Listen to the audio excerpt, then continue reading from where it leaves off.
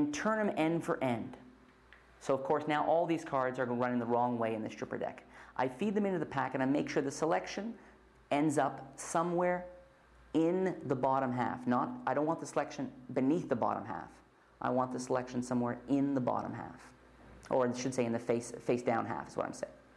Square them all in. This is such a, if you're like me and you've spent years working on your Zero Shuffle and working on the Vernon Original Triumph and played with Martinez's Triumph and all these things, this moment of being able to square the cards in with no fudging around is just a hoot. It's just a real pleasurable thing.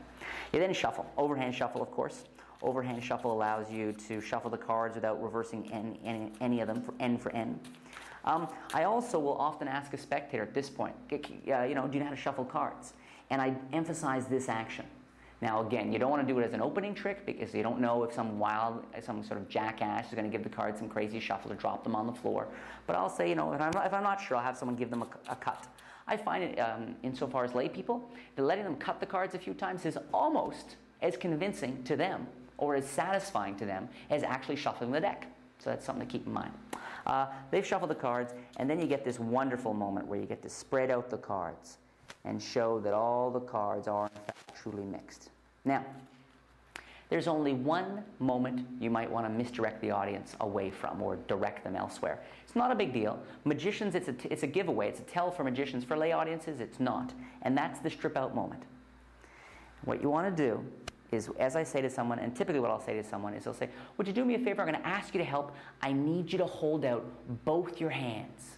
And as soon as I say hold up both your hands, they do that. They're misdirected. The people nearby are sort of misdirected. And all I do is this. I do the strip out move. And this is it in slow motion. The usual is I'm actually just pulling. So I grab the edges and just pull to the side all the cards, and I flip these over. It's a one quick gesture. That's all it takes. At that point, you'll find, if you spread through, there's only one card in the entire deck that's face down at this point.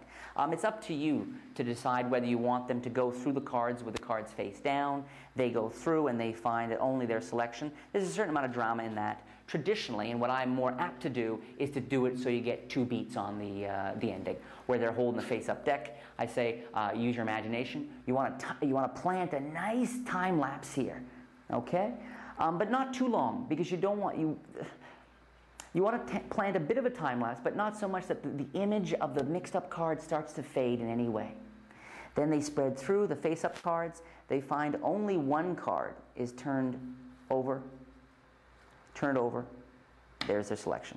One last point is my magician buddy friend Jason Maloney does this trick a fair bit, and one of the things I really like what he does in his presentation is, after handing the cards to the spectator and having them hold them in his hands, he will ask, just before he reveals, he said, because they saw a moment ago all the cards mixed, he says, if right now all the cards but yours were face up or were face down, except for your card, would that be astonishing to you? I like the directness of the question. Sometimes I've even seen him just simply ask, what would you think if? And it's great to see the lay people sell themselves. It's literally saying, well, that would be amazing. And just to see the idea register on them. Sometimes when they spread through and they find it, they've actually pre-sold themselves on the power of the effect by the direct question.